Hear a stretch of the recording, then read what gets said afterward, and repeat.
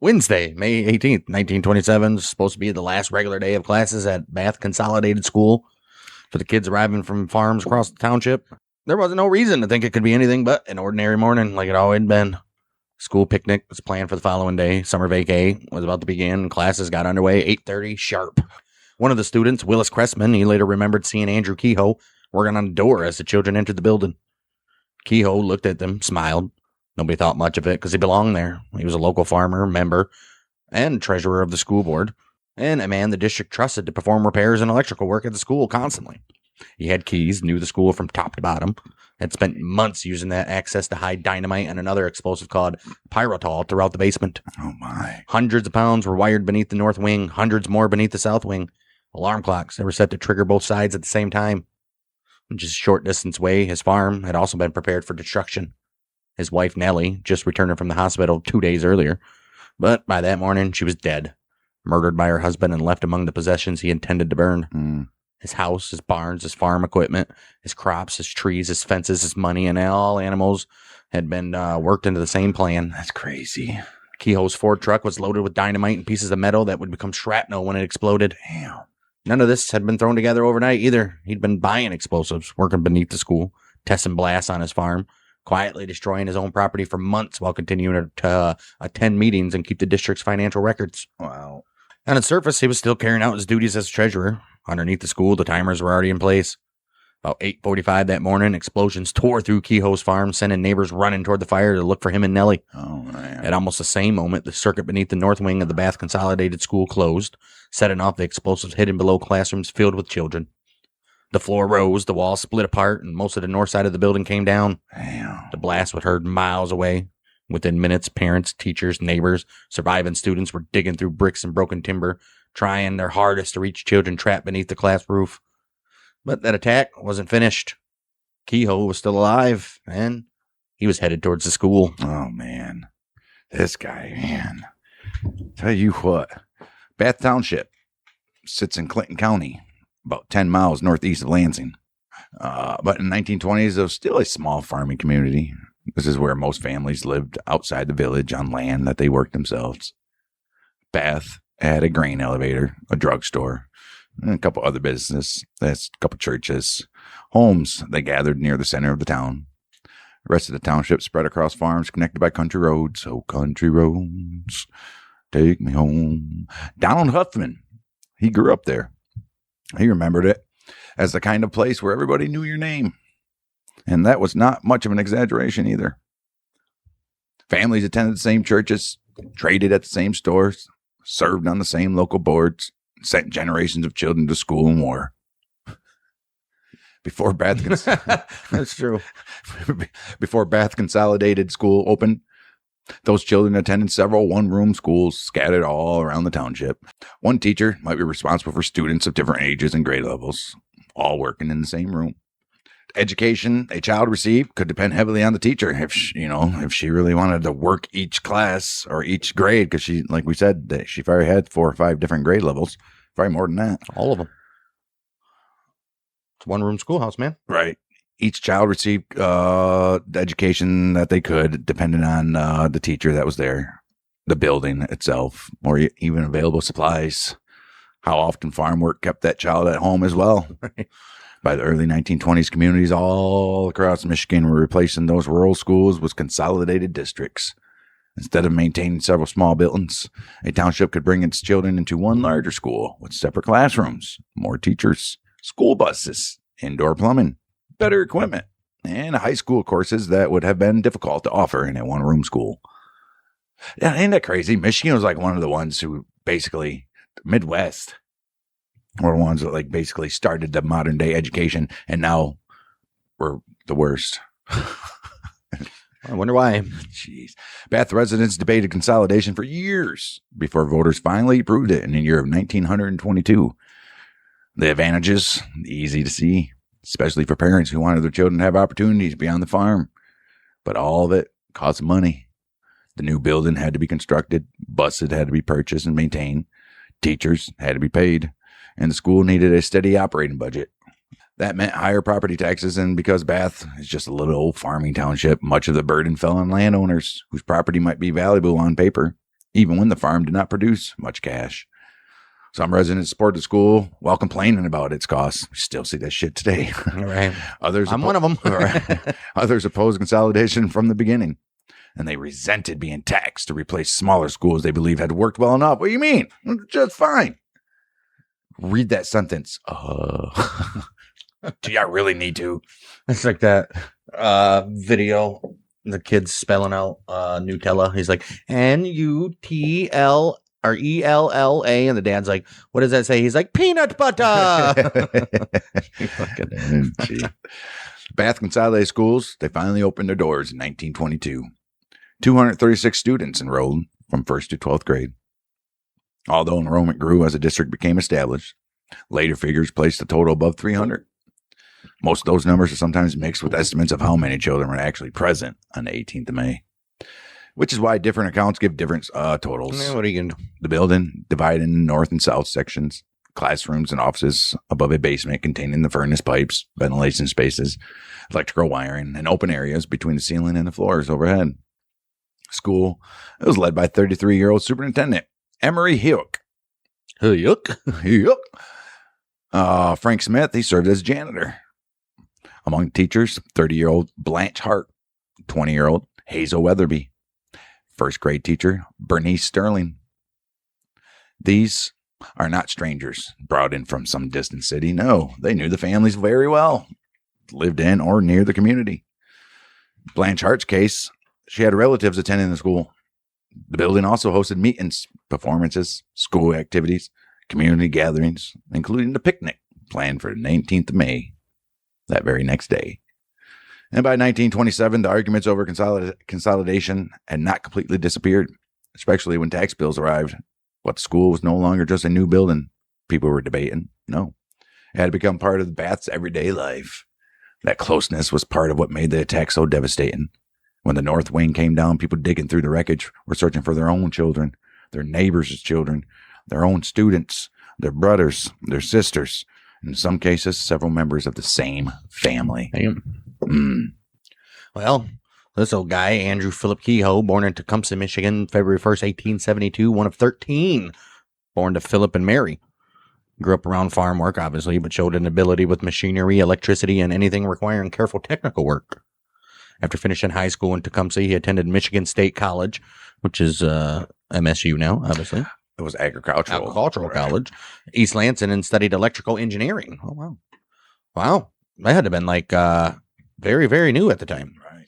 Later accounts sometimes say he graduated, but the surviving record only establishes that he studied there. Oh. So it's unclear if he got a degree. Who cares? Right. Kehoe eventually moved to St. Louis, where he worked as an electrician for several years. Nice. During that period, he suffered a serious fall that reportedly left him unconscious or barely conscious for weeks. Some reports mention another head injury as well. Newspapers later used those injuries as possible explanation for the bombing. There's no medical record showing what lasting damage they caused, and there's no way to connect them directly to what he did decades later, but it probably messed him up. Kehoe eventually returned to Michigan, lived on his daddy's farm. His mom died. His daddy remarried a younger widow named Frances Wilder. Oh. Kehoe reportedly had a poor relationship with old Frances, and her death later became one of the darkest and most disputed parts of his background. September 17th, 1911, Frances attempted to light an oil stove in the house. The stove exploded and burning oil covered her clothing. Kehoe threw water onto her, but only water spread the burning oil and made the fire worse. We knew that. Frances suffered terrible burns and died the following day. Son of a bitch. Wow. Years later, some people who knew Kehoe in Bath suggested that he had tampered with the stove or deliberately worsened the fire, but no investigation ever proved it. Well, you know damn well he knew throwing water on that. Like they know with oil fires. Come on. Jeez. One early account also claimed the incident happened when Kehoe was about 14, even though the actual date shows he was 39 at the time. Holy shit. Jeez. The rumor became more believable to people after the bombing because they were looking forward or backward through his life for signs of what he would become. What caused this? Right. But suspicion after the fact is not proof that he murdered his stepmama. Sure doesn't. 1912, when he was 40, he married Ellen Agnes Price, who they called Nellie. She came from a family with considerably more money and business connection than the Kehoes. Her uncle, Lawrence, he'd been involved in Lansing's growing automobile industry and worked with Ransom Olds after Olds left the company he founded, Oldsmobile. Right. Yep. Lawrence Price also helped finance St. Lawrence Hospital in Lansing, which is the same hospital where Nellie would later receive treatment and where some of the children injured by her husband would be taken. Oh, wow. Andrew and Nellie never had kids. Around 1918 or 19, they moved to an approximately 80-acre farm over in Bath. At first, there, Kehoe made a most favorable impression. He knew how to operate and repair farm equipment, understood electricity. He could fix machinery that some of his neighbors couldn't. All right. He occasionally helped people with repairs and was considered dependable enough to be trusted with community responsibilities. There you go. He kept the farm neat, dressed carefully, and watched money closely. Fuck yeah. People also saw another side of him. He could be impatient, controlling, and unwilling to let go of a disagreement, though. Yeah. He expected animals, equipment, and people to do what he wanted, and when they didn't, his reaction could be far out of proportion to the problem. Damn. Neighbor said he shot and killed a dog because it was barking and annoyed him. Yeah, I mean, what are you going to do? Several accounts describe him beating one of his horses so badly that it died. I don't care what you do about that dog, but don't you beat no damn horse. Although testimony differs over exactly when it happened. Okay. Right. At the time, these incidents made Kehoe difficult and sometimes frightening. They didn't cause the community to see him as an approaching mass killer. Right. He still attended church. He worked his farm, helped with machinery, and dealt regularly with neighbors. Nellie, meanwhile, she was becoming increasingly ill. Her condition was generally described as tuberculosis, or at least an illness resembling it. Jeez. She spent time in hospitals in Lansing and reportedly in Detroit and Ann Arbor. There's no reliable cure for tuberculosis in the 1920s, and it's still dangerous today. Yeah. And repeated treatment became expensive. As Nellie's health declined, the farm's finances worsened, and Kehoe, he became more consumed with money, taxes, and the belief that other people were responsible for his problems. Oh, geez, one of those guys. That's where how it goes when they start blaming other people. Yep. Kehoe's reputation for keeping close track of his money helped get him elected to the Bath Consolidated School Board in 1924. Served as a trustee, became the board's treasurer. That just put him in charge of financial records and given him a direct role in decisions involving taxes, bills, supplies, transportation, repairs, and the daily cost of operating that school. You look at it at first glance, he was just a sensible. He was a sensible choice. He was like, man, this guy's smart. He was educated. He understood bookkeeping, new machinery, and electrical systems, and he watched every single penny. The problem, Kehoe did not simply argue for careful spending. He fought expenses other members considered necessary and treated routine disagreements as personal battles. We need toilet papers for the outhouse, guy. Well, indoor plumbing. Right. We need toilet paper for the bathroom. Nah. That's not how we did it in my day. Right. Use last week's maths test. We got plenty of pine cones. M.W. Keyes, later served as superintendent of the board, said that Kehoe opposed spending money on even the most necessary equipment. When the rest of the board voted against him, Kehoe sometimes tried to force an adjournment or stop the decision from moving forward. He repeatedly accused Superintendent Emery Hewick of wasting board members. What? of wasting money or mismanaging the district. But the other board members did not find evidence supporting those claims. It's like, what are you talking about? Emery was responsible for running a school with hundreds of students, multiple teachers, buses, supplies, programs that had never existed under the one-room system. There's a lot of money in this that you don't realize, buddy. Kehoe looked at those expenses and saw carelessness or dishonesty. Damn. Their conflict became increasingly bitter because neither man could avoid the other. Hike managed the school. Kehoe kept its financial records. The school's cost also appeared directly on Kehoe's property tax bill. Whoa. Wow. 1922, Bath Township school tax stood at $12.26 for every $1,000 of assessed property. Fuck, dude. Kehoe's farm was valued at approximately $10,000. This left him owing about $122.60. Oh, shit. By 1923, the rate had risen to $18.80 per 1,000. In 1926, it reached $19.80, bringing his school tax bill to roughly $198. Oh, man, that's a lot of money. You ain't kidding. Kehoe believed the farm was assessed too highly. He tried to have its valuation reduced. After the bombing, the sheriff who served him with the foreclosure papers remembered Kehoe complaining that if it had not been for a $300 school tax, he might have paid the mortgage.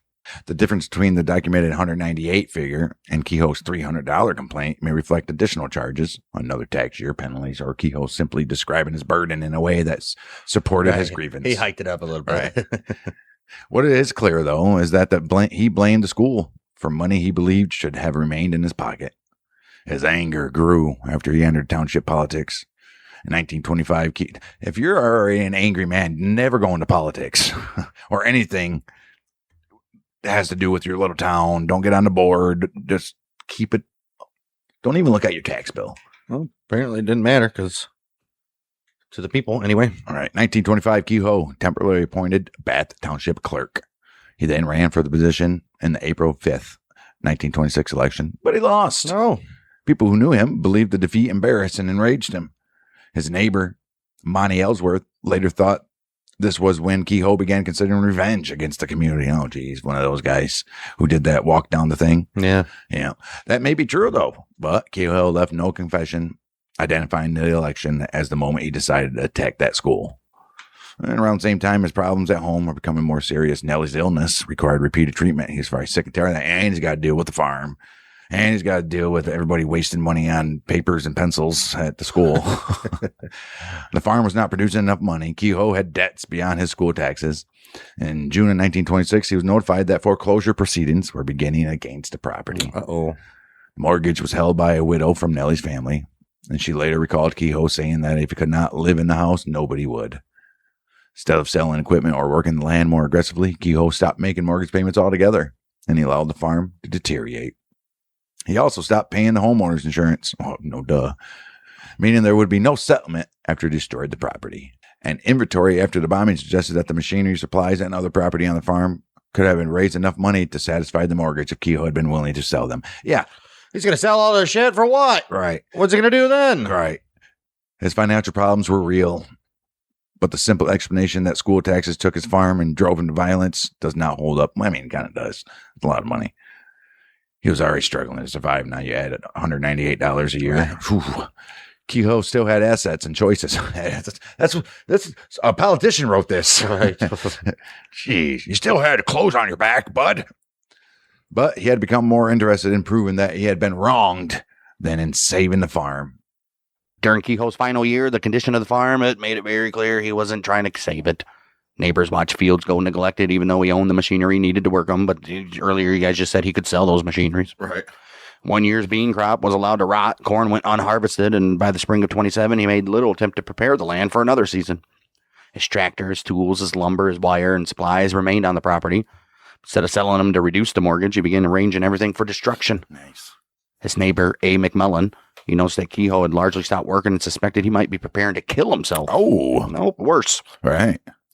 Around April 27, Kehoe gave McMullen one of his horses. McMullen became uncomfortable and returned it, unknowingly placing the animal back on the farm Kehoe intended to burn. Oh, because he probably loved that horse. And he was like, I don't want you to go, buddy. Well, why would he take it back? He's like, well, fuck it. Kehoe began destroying things in ways that could not be immediately noticed. He cut sections of wire fence, girdled young shade trees by damaging the bark so they would slowly die, and cut grapevines before placing them back against their stumps to hide what he did. He gathered lumber and other combustible materials inside a tool shed, not obviously because he planned to use it, but because it would help the fire consume the building. Yes.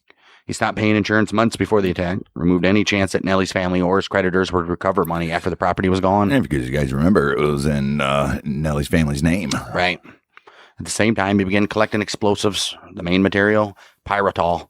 It's a product made from surplus military powder left after World War I and sold cheaply to farmers for removing stumps, breaking up rocks, digging drainage areas, and clearing land, so it had a legitimate use. Right. Dynamite was also commonly used on farms at that time, especially when heavy excavation had to be done without modern machinery. That availability gave Kehoe some cover. A farmer buying explosives in 1926 obviously didn't automatically look like a man preparing for an attack. Nope. And there was no modern system connecting purchases made at different stores anyways. Right. Yeah, they're all using cash. Beginning in the summer of 26, Kehoe acquired more than a ton of pyrrhotol. In November, he drove to Lansing and bought 2 boxes of dynamite from a sporting goods store. Damn. Other purchases were apparently made in smaller amounts from different sellers on different dates, allowing him to build a supply without placing one order large enough to draw some attention. Right. After the bombing, the old Michigan State Police investigated the theft of dynamite from a bridge construction site. They suspected he may have taken it, but they couldn't obviously prove it. Right. He might have. It's possible. Neighbors regularly heard blasts from Kehoe's property during this period. Farm explosions, not unusual. Right. But Kehoe used dynamite often enough that someone began calling him the Dynamite Farmer. Look at that. Good for him. Those blasts may have been ordinary clearing work, tests of the material, practices for his firing systems, or some combination of all three. I'm probably not clearing work. Right. No one watching from outside could have known. December of 26, according to the MSP, Lieutenant Lyle Morse, Kehoe purchased a new 30 caliber Winchester bolt-action rifle. Oh. Monty Ellsworth, he remembered seeing him using it for target practice around February and being told it had been bought 2 or 3 months earlier. Investigators also heard testimony that Kehoe kept a large supply of ammo behind the truck seat shortly before the attack. None of this is unusual for this time, though. No. He bought new tires for the Ford, apparently because he didn't want a flat interfering with the movement of explosives between Lansing, his farm, and the school. I guess. Each purchase could be explained on its own, obviously. Pyrotol and dynamite, agricultural. Farmer could own a rifle and ammo. Electrical parts match Kehoe's experience, and new truck tires, obviously. All right, I would never question anybody buying new tires. The danger only became clear when all of it was placed together after the fact, when nobody could do not a damn thing about it. Oh, Kehoe, he could not have hidden that amount of explosive beneath Bath Consolidated School in a single visit. He had to bring in it gradually, move through the building without attracting attention, and place it where teachers, students, and janitor Frank Smith were unlikely to see it. His position on the board gave him the opportunity. He had the keys to the school. He understood the electrical system, and he had legitimate reasons to enter the basement. During the summer vacation of 1926, he could work while most students and teachers were away. In November, the board hired him to repair the school's lighting, giving him another reason to spend time around wires, walls, pipes, and the basement ceiling. M.W. Keyes later said he had no doubt that Kehoe used to use that work to plant explosives and install at least part of the firing system. Well, obviously, who put it there? No, somebody else. And he was like, "Oh, look at this, explosives! I'll blow up the school." Idiot. Exactly when each charge was carried inside remains unknown, but the final arrangement showed that Kehoe had been working for months. Investigators later found dynamite and pyrotol hidden in the ventilation openings, behind pipes, inside walls, near baseboards, throughout spaces above the basement ceiling. You wanted to level that whole damn school. Right. 6 lengths of eavesdrop had been packed with explosives. Bamboo fishing rods and objects described as windmill rods were used to hold or move material into narrow spaces. Kehoe cut openings where necessary and concealed them afterward. The electrical connections had been soldered, wrapped, and joined into circuits controlled by alarm clocks, set to trigger the charges around 8:45 a.m. on the 18th of May.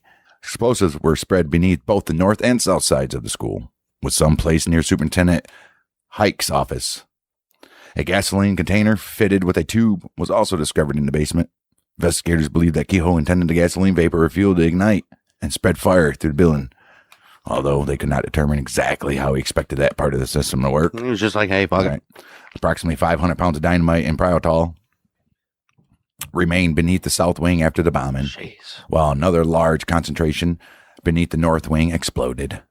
The placement made Kehoe's intention very clear. He was not trying to frighten the board, damage an empty building, no, or even destroy Hike's office. He intended to bring down the entire school while it was occupied with all those innocent children. Janitor Frank Smith saw Kehoe in the basement during the weeks before the bombing, but Kehoe had performed repairs before, and there's no reason for Smith to assume the school board treasurer was hiding explosives above the ceiling. What's he doing down here? Other activity was noticed from outside. Ida Hall lived near the school. She saw vehicles around the building late at night several times during May. One occasion after midnight, she saw a man carrying objects inside. She mentioned it to a relative, but neither reported to the sheriff or school officials. Even if they had, it's uncertain whether information would have caused an immediate search. And Kehoe, he was allowed inside, and nobody in Bath had any reason to imagine a bombing on this scale. Maybe on some scale, but not this one. That was the protection he relied on. He did not need to hide his presence. He only needed to hide what he carried. Hundreds of students and teachers entered that building every morning, while enough explosive to destroy it sat only a few feet beneath him. I mean, that could have went off at any time. Kehoe continued attending meetings, keeping financial records, and handling school business. 14th of May, just 4 days before the attack, he wrote insurance agent Clyde Smith about tiny differences in the district's account. An uncashed check meant the school band had 22 cents more than Kehoe's book showed. And another discrepancy left the bank with 1 cent more than his records accounted for. Oh, he's pissed. That penny. All right. He's a penny pincher. Right. Even while the bombs were in place, Kehoe was watching the school's money down to the penny. No, he was just doing his job. Right. Well, still watching his money. Right. Monday, May 16th, Nellie, she was discharged from St. Lawrence Hospital and returned to the farm. Oh, geez, she should have stayed there. Her health had continued to decline, and there's no evidence that she knew what Kehoe had done beneath the school or what was waiting at home. Sometime around those final days, first grade teacher Bernice Sterling called the Kehoe farm to ask whether the school could hold its annual picnic there on Thursday, May 19th. Okay. Oh, wow. Fuck it, yeah. I'd say yeah. Go ahead. Sterling later remembered Kehoe asking when the picnic would take place and then telling her that if they were going to have it, they better have it right away. Right. The remark only made sense after the bombing. Right. At the time, it was not a direct threat, and Sterling had no reason to hear it as a warning that the school would not exist by Thursday. If I was him, I was like, sure, why not? Have it on 19th, but You better have that shit before the 19th. I'll have the whole land cleared for you. Kehoe continued moving between the farm, school, and Lansing. His Ford, they got those brand new tires. He loaded the truck with dynamite, gas, ammo, tools, bolts, nails, pieces of old machinery, and anything else that would tear through anyone nearby when the explosives went off. Around the farm, the house and outbuildings had been wired with explosive and incendiary devices. Lumber, combustible material had been stacked where it would feed the fires. Household valuables, silverware, a cash box, and money were gathered so they could be burned instead of recovered. Oh, what a dick. Kehoe finished destroying the trees, vines, fences, and crops that might otherwise survive him. He was taking that whole damn thing down. He said, I don't give a fuck about these trees either. His 2 horses were secured inside the barn with their legs hobbled by wire, making it impossible for them to escape when the building caught fire. What a fucking prick. He also prepared a wooden sign and wired it to a fence at the rear of the property. Stenciled across it were the words, "Criminals are made, not born." Oh. The message blamed forces outside himself without naming the school board, the township, the mortgage holder, Hike, or anyone else he believed made him what he was. Oh, wow. Kehoe left no full confession and no explanation of why children had become the targets. No one witnessed Nellie's final hours. She was murdered sometimes between her return from the hospital and 8:45 Wednesday morning. Later accounts commonly state that Kehoe struck her in the head with a heavy object, sometimes identifying it as a hammer, but the condition of her body made it impossible to reconstruct every detail. All right. What investigators did establish was that her death occurred before the farm burned, and that she had not died accidentally in the fire. I guess good for her. All right. Kehoe moved her body to the rear of the property, placed it in or near a farm cart behind the chicken coop. Oh, wow. Around her, he piled silverware and other valuables, along with a metal cash box. The arrangement suggests that Kehoe was gathering anything he didn't want relatives or creditors to recover, but again, left no explanation why he placed them beside Nellie. By Tuesday night, the alarm clocks beneath both the wings of the school were set. Farm was ready to burn, the truck was loaded, Nellie was dead. She wasn't part of his plan in any willing sense. She was just the first victim. Approximately 8:45 a.m. Wednesday, explosions tore through Kehoe's house and the outbuildings. Fires began spreading all across the farm. The force sent debris onto neighboring properties, including pieces that landed near a poultry building. Nearby farmers, right, fucking chickens. Nearby farmers stopped what they were doing and ran toward the smoke, as anybody would. Sidney J. Howell, O.H. Bush. O.H. Bush. Oh, Bush. O.H. Bush and several other men, they arrived believing they were responding to a farm accident. They had no reason to connect the fire to the Bath Consolidated School. Well, it hadn't blew up yet. Right. And their first concern... Or no, because they blew up at the same time. The first concern was finding Andrew and Nellie. Several men crawled through a broken window of the farmhouse and searched the rooms. They found no one, so they began carrying out furniture before flames reached the living room. Good for them. Inside one corner, Bush discovered dynamite that had not yet exploded. He picked up an armful and passed it through the window, apparently without knowing how much more explosive material might be still wired throughout the house. Brave little fella. Kehoe was still on the property when the man arrived. As he prepared to leave in the loaded Ford, he spoke to Howell and 3 others. "Boys, you are my friends," Kehoe told them. You better get out of here. You better go down to that school." And at nearly the same moment, a much larger explosion came from the direction of Bath.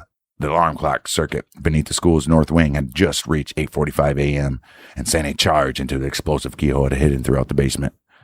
Classes had been underway for about 15 minutes. In one classroom, 12-year-old Pauline Mole was listening to her teacher tell her story when she heard a tremendous bang and the ceiling came down. The explosion drove upward through the building, lifting floors, breaking walls, throwing bricks, plaster, timber, desks, books, children, all into the air. Bernice Sterling said it felt like an earthquake. She remembered the air being filled with the children and classroom furniture, with some students thrown out of the building by force. Jeez. The entire north side did not disappear in one clean collapse. Sections of the floor and wall gave way at different angles, leaving some rooms open to the outside and burying others beneath overlapping layers of roof, brick, and broken timber. Dust and smoke so thick that one school official said he could not even see his hand in front of his face. Children who had been sitting only a few feet apart were left in completely different conditions. Some dead, some were thrown clear, and others remained alive beneath the wreckage with broken bones, cuts, and crushing injuries. The blast shattered windows in nearby homes, tore plaster off walls, heard miles away. Inside the surviving portion, teachers tried to get students out without not knowing there was another explosion coming. Or whether there was. Right. The greatest destruction fell across the elementary classrooms in the north wing, particularly the 3rd through the 6th grades. The south wing remained standing, but nobody yet knew that approximately 500 pounds of dynamite and pyrotol were still hidden beneath it and connected to another timer set for the same time that just didn't go off.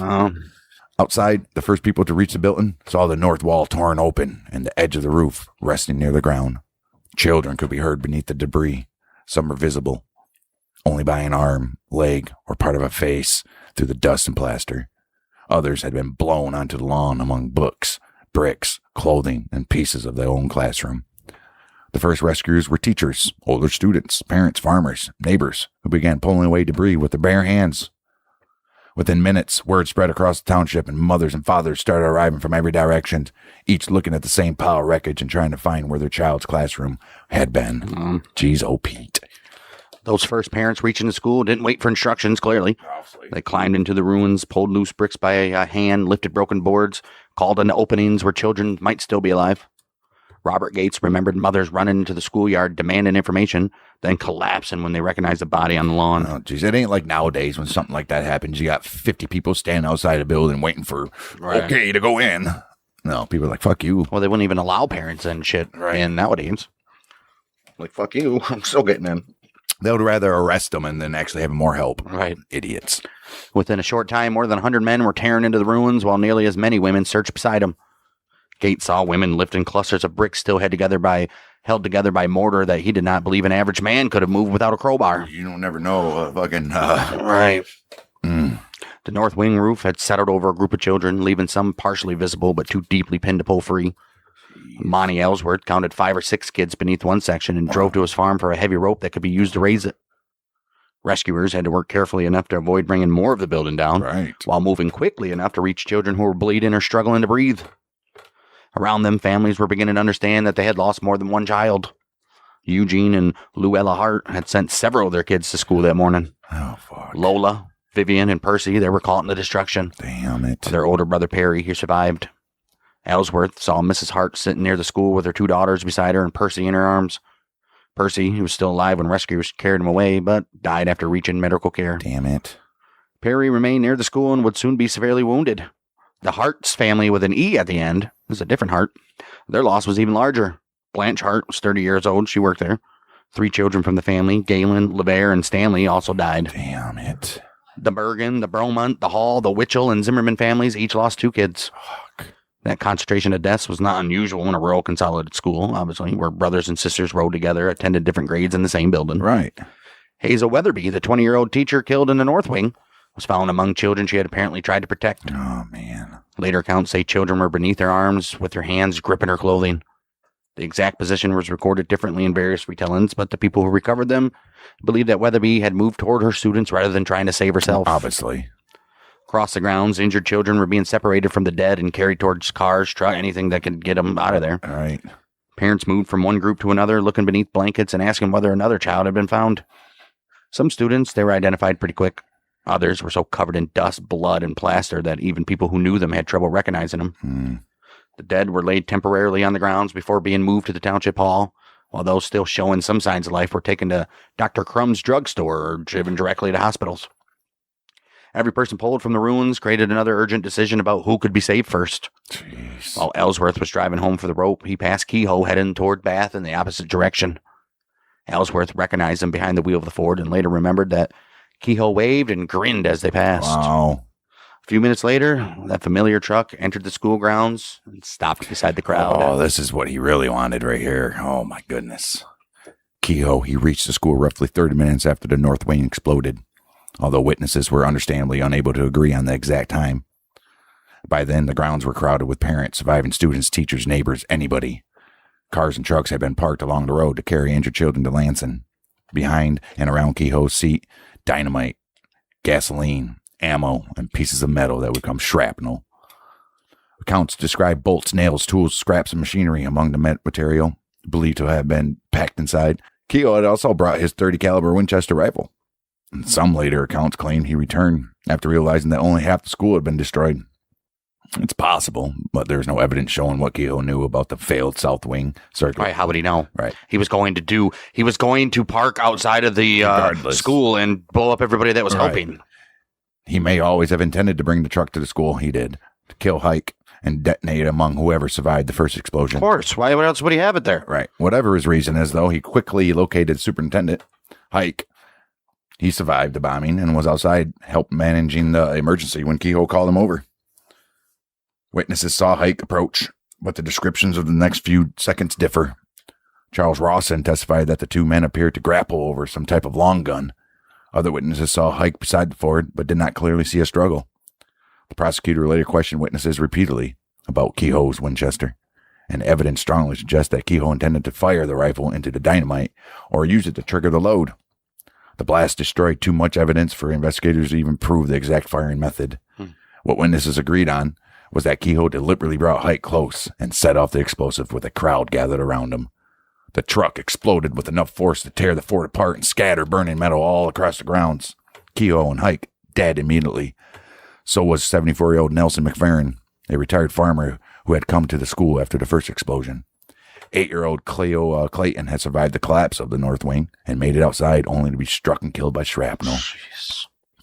Bath postmaster Glenn O. Smith had one of his legs blown off.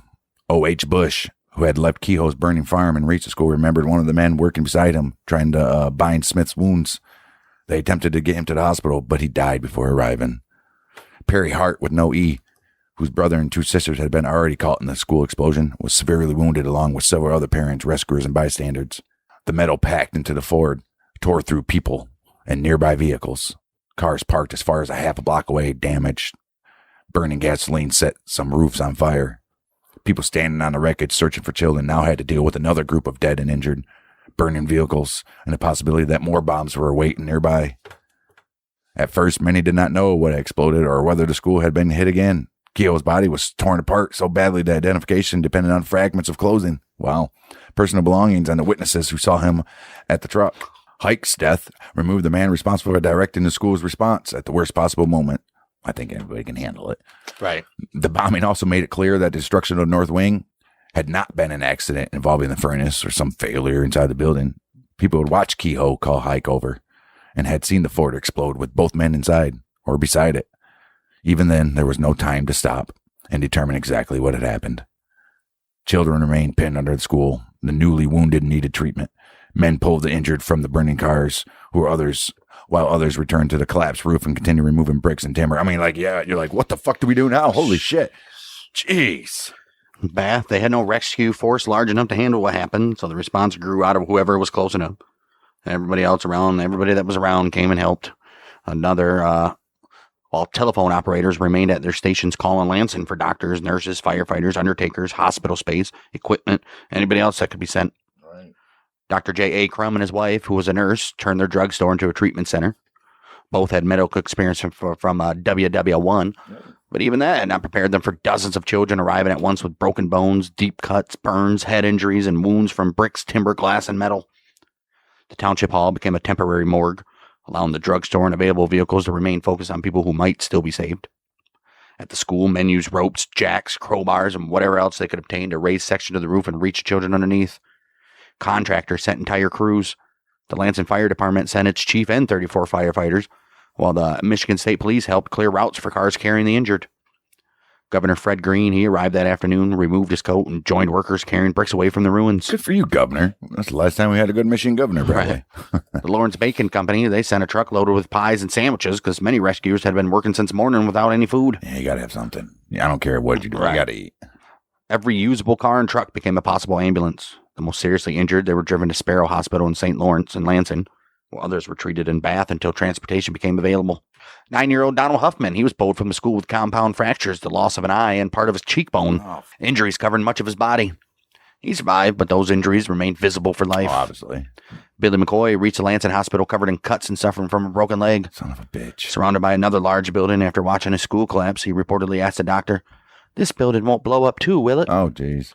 Back at the school, rescuers, they continued listening for voices beneath the ruins. Dust made it difficult to breathe. Unstable walls threatened to fall. No one knew whether other charges might go off. That fear became real when explosives were indeed found beneath the south wing.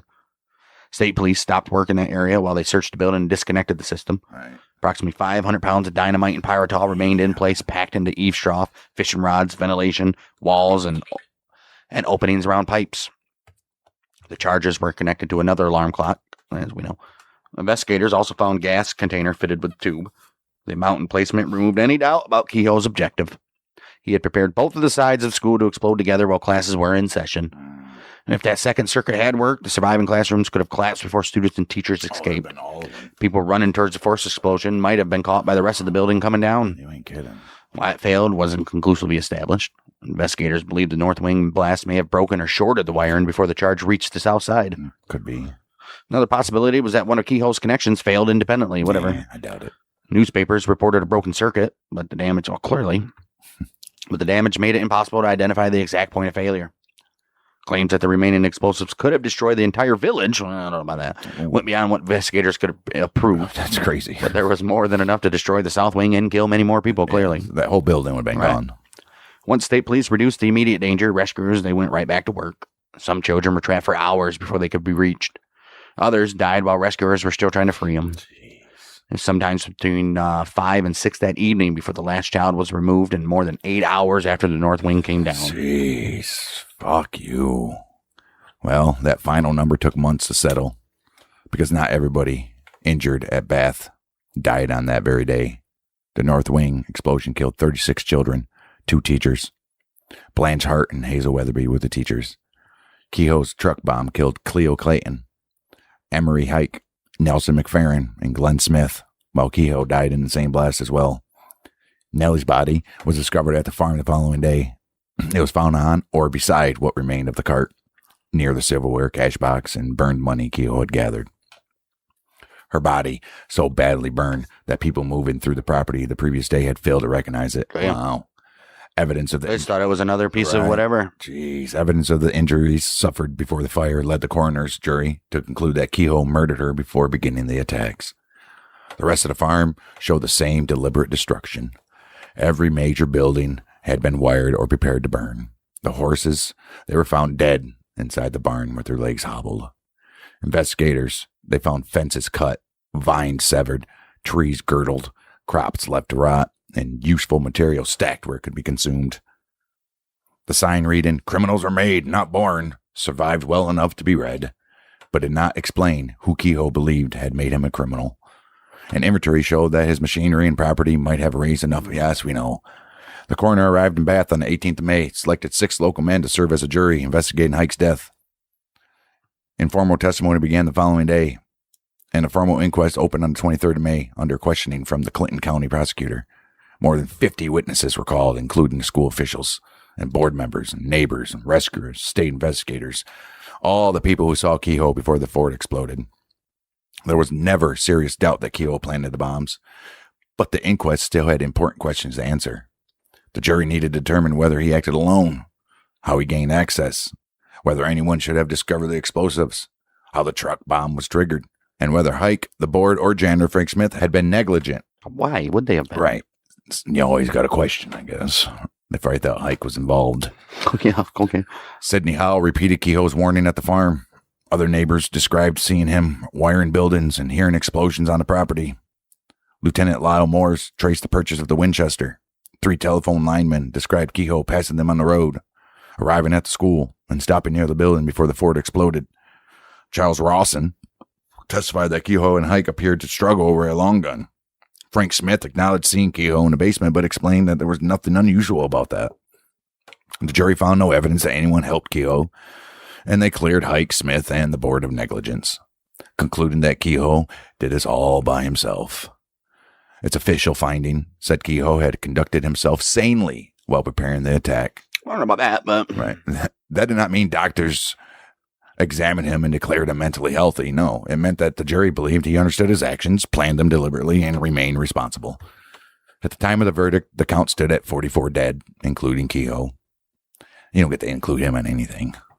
August 22nd, 10-year-old Beatrice Gibbs, she died after spending more than 3 months fighting injuries from the school explosion. This brought the accepted total to 45, 38 children, 6 adults, and the monster. And bitch boy. Put it another way, Gander Kehoe, he murdered 44 people and killed himself. That's the way we'll put it. There's a disagreement over whether Richard Fritz belongs in that total. Richard was injured on the 18th of May, which was also his 8th birthday, and he died in 1928 from myocarditis. Later family memorial accounts attributed his death to complications connected to his injuries, but the medical link was not recorded as directly as it was in Beatrice's case, and the traditional official total therefore remains at 45. We're saying 46. So how you like that? Whatever. Right. First funerals began Friday, May 20th and continued through the weekend. Can you imagine? There was no single service large enough to hold the grief of the entire township. Right. Families held funerals in homes, churches, and any other available buildings, sometimes burying 2 or 3 children from the same household within hours. Parents who had lost a child attended another neighbor's funeral and then returned to hospitals where a surviving son or daughter was still being treated. Caskets, flowers, hearses, ministers, grave diggers, undertakers, they had to be brought in because Bath, they didn't obviously have enough of them. Same roads carrying funeral processions were crowded with visitors arriving, fucking pieces of shit, arriving from across Michigan and neighboring states. Reports estimated that more than 100,000 vehicles passed through Bath on Saturday, although that figure counted traffic rather than people and was almost certainly an estimate made under chaotic conditions. Some visitors brought money, food, flowers, or offers of help. Others came simply just to look at the wreckage or collect pieces of souvenirs. That's all they wanted. Fucking assholes. Residents, they were divided over them. Many accepted the traffic as a show of sympathy. Others saw strangers walking through the ruins during the funerals and considered it an intrusion. Yeah, fuck yeah. I went over there and beat the shit out of the motherfuckers. Messages arrived from across the country and overseas. Italian schoolchildren sent letters saying they understood Bath's sorrow. They were praying for him. Newspapers printed photographs of the collapsed school, destroyed truck, keyhole, and bodies covered in the lawn. Yeah, newspapers were fucking, they were crazy back then. They didn't give a fuck. They had nothing else. They're like, we got to do this. Right. That's it. Dude, newspapers back then used to have like literal, it was like kind of like Facebook and shit. It would literally be like, have a section and be like, Mr. William Smith visited his nephew in whatever county or whatever. They just had like their fucking rundown of what these people were doing. It's like weird. Headlines, they called Kehoe a fiend, a maniac, and monster, while reporters searched through his taxes, his mortgage, election defeat, head injuries, marriage, school board arguments, and treatments of animals for one fact that would make for something that would make it understandable. National attention, it was enormous but brief. Right. While Bath families began burying their children, fucking Charles Lindbergh, he took off from New York in the spirit of St. Louis. Right. His successful flight across the Atlantic quickly became one of the biggest stories of the decade, pushed Bath from the front pages. The American Red Cross established its local operation inside Dr. Crumb's drugstore and used donated money to cover medical expenses, burial costs, transportation, and immediate family needs. Within just a few weeks, it collected $5,284.15. Wow. Which included $2,500 from the Clinton County Board and Supervisors and $2,000 from the Michigan Legislature, so only really over $1,000 from other people. Jeez. Governor Green created the Bath Relief Fund to handle the broader flow of donations. The community needed more than funeral expenses, though. Some injured children required repeated surgery, long hospital stays, some braces, crutches, artificial limbs, eye care, treatment that continued after public attention faded. Bath's board decided early that the school system would continue. Obviously. O.M. Brandt of Luther, Michigan, he was hired to replace Hike. Because the damaged building could not be reopened, obviously. Classrooms were divided among the community hall, the township hall, and 2 retail buildings. School did resume September 5th, less than 4 months after the bombing, and most surviving students, they returned. Lansing architect Warren Holmes offered to design the replacement without charging the district, and the board did approve construction contract September 14th. The next day, Michigan Senator and former Detroit Mayor James Couzens, he presented a personal check for $75,000. Look at you, James. Providing the largest contribution toward rebuilding. Fuck yeah. The destroyed north side was cleared while the surviving structure was inspected and incorporated into the project. Oh. Thanks. Dynamite. It was reportedly discovered in the building on 3 separate occasions during reconstruction. Wow. Showing how extensively Kehoe had spread it. The completed James Couzens Agricultural Schools dedicated August 18, 1928. Look at that. They built quick back then. Well, yeah. Shit. Kehoe's farm, it was thoroughly plowed because investigators feared more explosives might be buried there. Then it was sold at auction with the money applied to the mortgage he claimed he could no longer afford. No. Kehoe's remains were claimed by a sister and buried without a public funeral in an unmarked grave, in the pauper section of Mount Rest Cemetery in St. John's. Nellie's family, they buried her separately in Lansing under her maiden name, Ellen Price. Fuck yeah. Exactly. The children who survived, they grew up in a community where the bombing remained visible long after the school was rebuilt. Donald Huffman lived with the loss of an eye. part of his cheekbone, damage from compound fractures, and scars all across his body. Other survivors had damaged limbs, impairing hearing or vision, facial injuries, marks left by bricks, glass, timber, shrapnel. Wilma Cressman survived the attack, and her daughter, Joanna Cushman Balzer, later remembered growing up around adults whose injuries were still obvious. A child might notice someone with a severe scar or disability and ask, "What happened?" only to be told that the injury came from that deadly Bath school disaster. After that, the subject was usually dropped. Oh. Oh. That. Here's $100. Right. Survivors and relatives did not necessarily hide what happened, but many avoided describing in detail. Why would you want to? Right. Even inside their families. Everybody knew already. Well, let's keep on talking about it. Richard Fritch's nephew said his family rarely spoke about the bombing, despite Richard and his sister Marjorie both being connected to it. Some survivors waited decades before even giving interviews. Others never publicly described what they saw, ever. There was no shared understanding of post-traumatic stress in 1927. Right? Nobody knows what that is. And little expectation that children should receive long-term help after witnessing mass death. No, what are you going to do? The common approach was to return to school, work, raise families, and carry the memories privately. Just bury it down. Yep. That silence also protected Bath from being defined entirely by Kehoe, right? That's true. Plus, you keep saying his name. Right. And, right. Residents did not want strangers treating the township as a crime scene forever. And many resisted curiosity seekers who returned to look at the school grounds or ask about the killer. Like, nah, we don't know what you're talking about. Who? That wasn't here. Right. Different Bath. At that very same time, avoiding the subject meant younger generations sometimes knew the outlines without knowing what their parents and grandparents endured. Willis Cressman lived into his late 90s and continued to remember seeing Kehoe at the school that morning, smiling while he worked near the door. What stayed with him was a contradiction between the man Bath believed it knew and the man who had prepared the bombs. Oh, Andrew Kehoe attended church. He served on the school board. He handled public money. He moved among the same families whose children he intended to murder. Cushman Balzer said that survivors continued to look after one another differently because they knew the unthinkable could happen even while a child was doing something as ordinary as just going to school. That connection extended beyond those physically inside the building. Parents searched the wreckage, siblings stayed home, doctors, rescuers, and children who grew up surrounded by injured adults all considered themselves part of what Bath survived. The school systems. That was the first strong hashtag. Bath strong. Bath strong. Right. The school system survival mattered as well. Returning to class did not mean students had recovered, but it prevented Kehoe from ending public education in Bath and the taxes. You're still paying those taxes. Right. Teachers worked in temporary spaces while children who had survived together were divided among different locations. Every class contained empty places everyone recognized. When the permanent school reopened, students returned to the same grounds where their classmates had died. It's crazy that they built it in the same place. Right. That decision was partly practical because Bath could not afford to abandon the surviving building. But it was also a refusal to allow Kehoe to determine what happened to the district. We're not letting him win. Right. Irene Dunham had been a 19-year-old senior in 1927. She went to school that morning because she had a sore throat. Well, she would have been all right anyways. Right. She heard the explosion and went toward Bath with others trying to learn what happened. She eventually became the final known surviving student from the time of the attack. When she died in 2022 at the age of 114, Damn. Nearly 95 years had passed since May 18th, 1927. But the community was still gathering each year to remember the classmates she outlived. 114. While outside Michigan, the bombing faded from public memory with surprising speed. Radio existed in 1927. There were no national television networks, continuous news broadcasts, or obviously internet archives keeping the story in front of the public.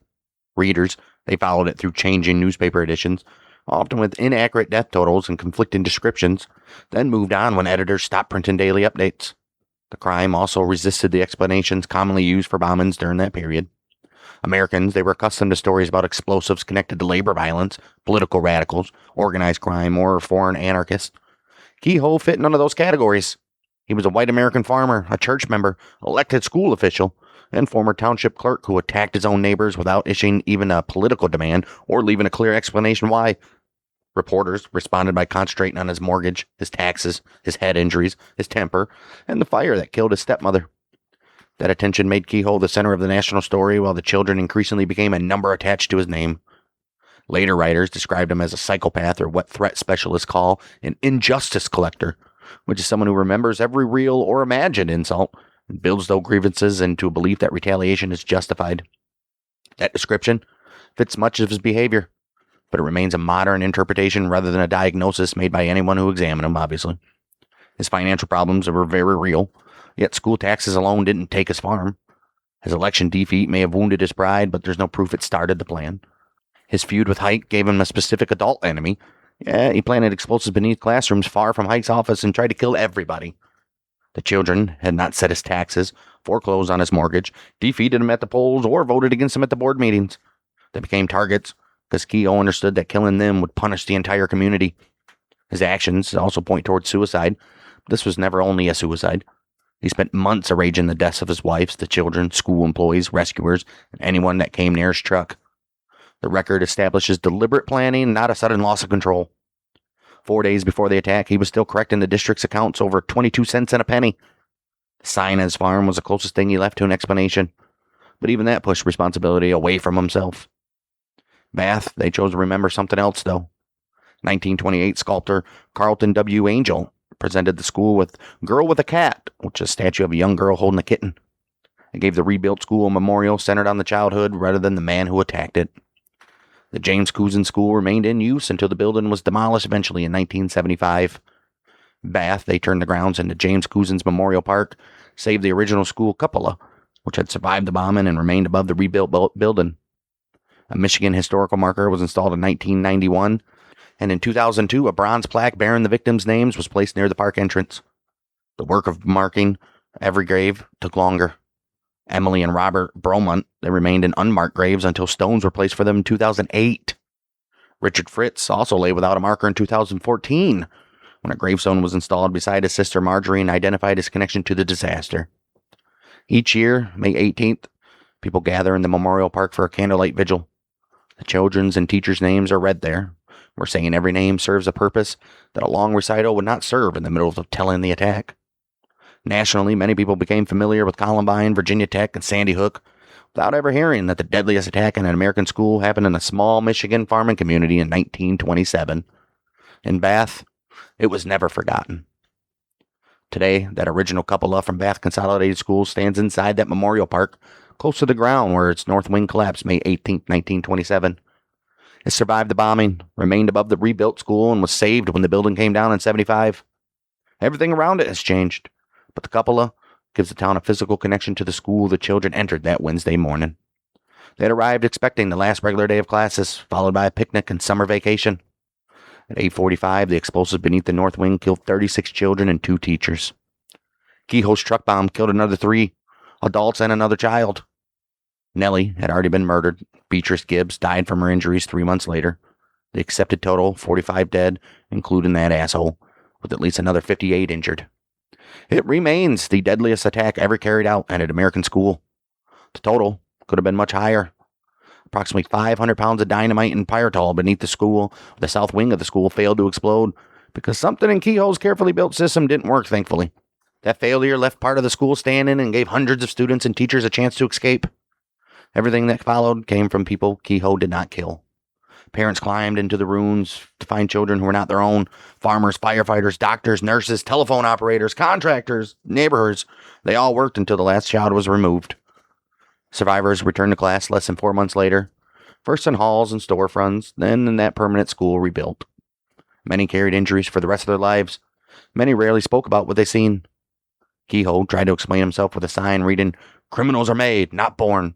But he left no answer that could make the murder of a child anything other than his own decision. His taxes, his mortgage, his election defeat, anger at Hike, and belief that Bath had treated him unfairly and may explain the grievances he collected, but they don't explain what he chose to do with them. Kehoe destroyed his farm so no one else could have it. He killed his wife, attempted to wipe out the school, and died in an unmarked grave. Bath did not preserve his house, his truck, or final message as the center of the community. It preserved the school's cupola, built a park around it, recorded the victims' names, and continued holding classes. That is what remains at the end of the story. The part of the school that survived, standing on the same ground where Kehoe intended to leave nothing.